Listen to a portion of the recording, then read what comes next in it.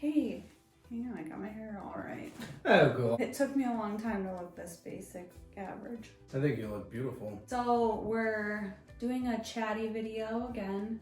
We wanted this to be a summertime fun thing, so we started to think of what reminded us of summer food-wise, and we came up with ice cream. Icy creamy.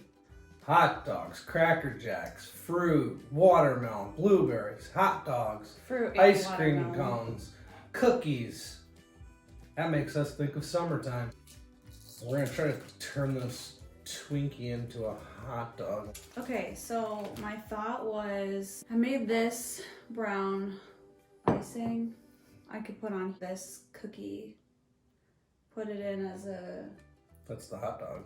yeah, And the Twinkie is the bun. the bun. Mm-hmm. You want me to carve the Twinkie out? Yeah, you can. I'll start carving the Twinkie out. Mm. Oh, great. Now what'd you do? Give me another Twinkie. You ruined it? Yep. So what do you want to talk about?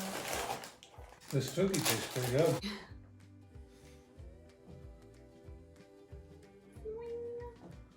Oh, look, it kind of does look like a hot dog bun. Oh, good. We got a hot dog. I need some relish. Would you like a tip?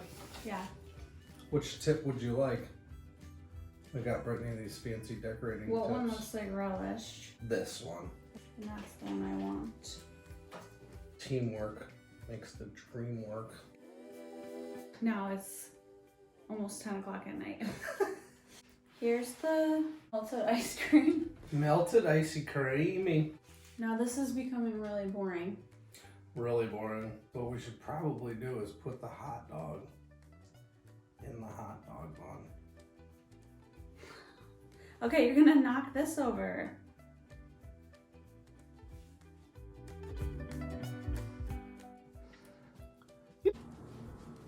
Two. We had to stop filming last night because Dave was getting really cranky. So Partially that. So partially this has been kind of a difficult video to make because there's a lot going on in our lives right now. yes. Would you like to touch on that at all? We are making this happy cake, happy summery cake, because we just found out for sure this week that we are no longer pregnant. So that's really hard. I don't really know why I feel inclined to do a video. I mean, not an entire video about it. Well, we like making videos. Yeah, and this one is a fun one. But bringing this up is a difficult subject, but by no means is it. How do you tell people that? It's kind of weird. I just think, I was saying to Dave, if someone in your, close to you passed away, you wouldn't feel embarrassed Right.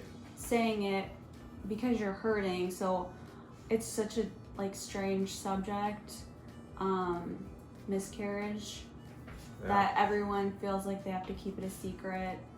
And it's strange even today. You see so many posts and you think, everyone's saying like, it's my greatest gift in the world is being a mom.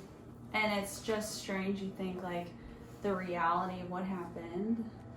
Yeah, it's crazy. You go through a real string of emotions where you're super excited and super happy and super nervous to tell people that you are pregnant. Right. And I think I always just envisioned it being so early on that that you would just know. No. And it's just been a few weeks of just getting like ultrasound after ultrasound, blood work to measure HCG levels, and it's been this going on the third week of testing and Yeah. going through some issues. It was a very complicated miscarriage as well. right. So this middle of this past week, we found out for sure I had to go to the ER, so we were there all night, and yeah, it's strange, especially because we're in our almost mid-30s. It's Yeah. scary to think that you know, you can't really do it whenever you want. Yeah, It and you feels like do on a get pregnant timeline. relatively quick from what people said, Yeah. too. We did get pregnant quick. We were actively trying for about 4 months. Right. So hopefully we can get pregnant again just as quick. Just as quick. And then, I mean, the peace of mind, I know that our doctor, this will obviously be monitored as a high-risk pregnancy, this meaning if we are lucky next enough one. to get pregnant. So at least we'll know kind of more day-to-day versus... Yeah, but it is kind of odd, something like this, you know? Mm-hmm. Like, how do you really tell somebody? Right. Yeah. Especially, like, a perfect example, Brittany's kind of knows a few people that are currently pregnant, and it's great. Like, being pregnant and bringing life into the world is a true blessing. And, you know, it's awesome to listen to them and awesome to see their, you know, progress and talk to them about their progress. But it's also really difficult, like, to be going through a miscarriage. Yeah, it's weird because you're getting excited to tell people and think of like the ways you will, and then you lose it, and then it's like you don't feel like you can. You're not just gonna go up to someone and be like, "By the way, I had a miscarriage. I had a miscarriage." There's probably a lot more people out there that have miscarriages and don't really talk about them. Yeah, I have found some comfort in reading a lot of stories of people who had them over and over, and then finally do. It's just being, yeah. You just wonder how long that's gonna be. If we happen to go through this again, that'll be another 6 months potentially, and then it's like time is ticking, and yeah, but I think it's one of those situations where you probably felt like that, like when you watched your dad. Like you go to work and it's so weird. Like work feels weird. Nothing feels like it matters. Mm-hmm. It's weird to see life just going on as usual. Yeah, nobody really knows, you know, deep inside what's really going on with people. And I guess that's just another good point to whoever is watching this, you know. Maybe we should all just care for each other a little bit more. Yeah. Because you really don't know what anyone is going through. Right. Whether it's that, a miscarriage, maybe, you know, someone they didn't Health really know issues. just passed away. Maybe that, you know, and it is affecting them. Mm-hmm. Maybe it's just some trouble at home. Maybe there's a lot of arguments at home, or something to that extent, and maybe it just helps a little bit to just treat everyone with a little bit more respect. Yeah, and know that everyone's probably, that quote, like, everyone's fighting a battle you know nothing about that. And surprisingly, I think we're doing pretty good. Yeah. Emotionally. See, we're making this really We're making a really happy cake. And look, we're really happy.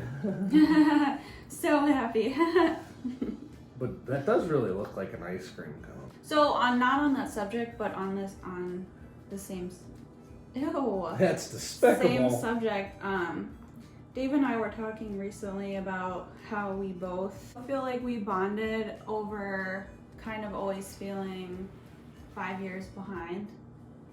Yeah, we're the kind of people, we're a little bit behind. We're like just maturity wise, I feel. Yeah, maybe we're kind Everyone of immature. seems so much like an adult. Maybe that's common for everybody though, but who knows? That everyone feels like that? We get married till we were in our 30s. Yeah, I was like 5 years behind going to school for what I really wanted. Yeah.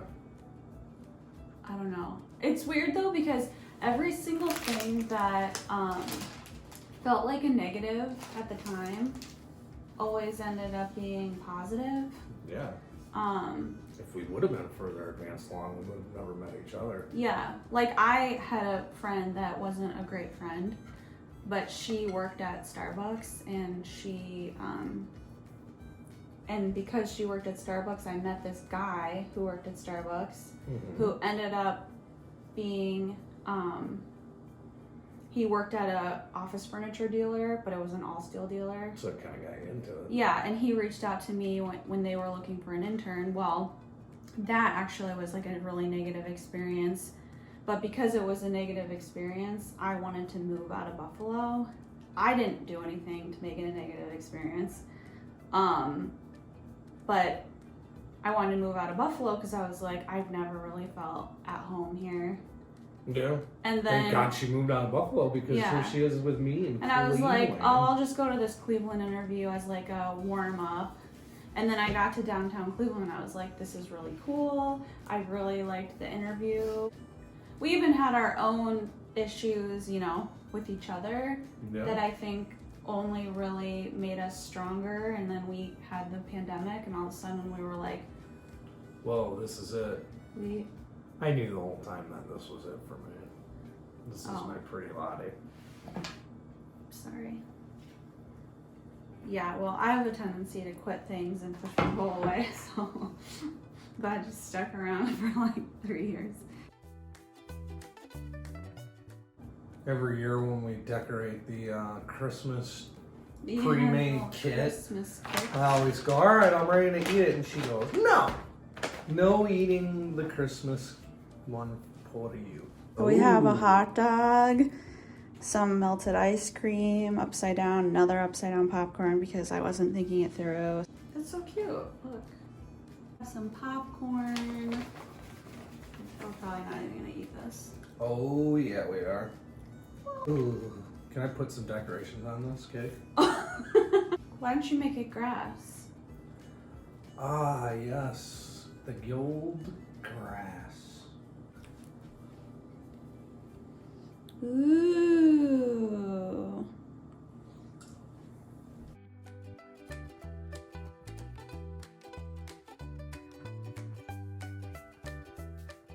So I didn't really explain this well. I took just sugar cookies and I tried to make them into little wedges, and then I tried to make a popcorn shape. We took Twinkies and Dave carved it out to look like a bun, and then I did another sugar cookie to look like this hot dog, but it actually looks like a giant turd. Oh gosh. Yeah, there is one more serious thing that we needed to talk about. What? It's been really difficult for me to bring this up. There's a major issue with drainage in the backyard. This isn't really turning out how I want it. Looks amazing. I really want to talk about some positive things. Yeah, did you check out our video on the bedroom refresh? That thing turned out really good. Yeah. It makes me happy, like happier to come home to like a nice, that's so calming nice. environment. I love it. It's Yeah. always clean, it's always neat. We have a pretty peaceful household. Yeah, it is. Oh, that's kind of what I want to say about like house size. House size. Yes. I look at Zillow all the time, and I feel like we could afford. I mean, I know we could afford A lot more than this house. a lot bigger than this house, but I've always gravitated towards small houses. Yeah. And I've always been really minimalistic, and I like, when I was looking for houses, I wanted like a compact little house. I always really liked the house in The Holiday, Kate Winslet's character's house. Yeah. Her little cottage, which I didn't think anyone else liked until I watched Schitt's Creek, and I found, and like David, Found one. no, he told Patrick he always wanted that house, and I was like, me too. I'm sure a lot of other people feel that way, but just a cute little quaint house. And when I think of moving, you know, even if we did have a child, I wouldn't want a ton of bedrooms. No. We don't have anyone coming over. I just feel like the house is a good size. I never feel like it's too small ever. We got a room in the basement. Yeah. We got 2 rooms up here. We got a nice backyard. Yeah. And it's so like, because it's so small, all the windows bring in so much natural light. The only downside, I think, to our house is we don't have a larger garage. Yeah, I knew you were going to say that. But It's a workshop. I did create a little workshop out there. It's super functional and super fun. Wish we had a cake stand. We do. We do? Yeah. What? Where? Your hands? Yeah, right. I'll go right to the ground. Okay, well, thanks for joining us. Thanks for joining us. Until next time. Until next time.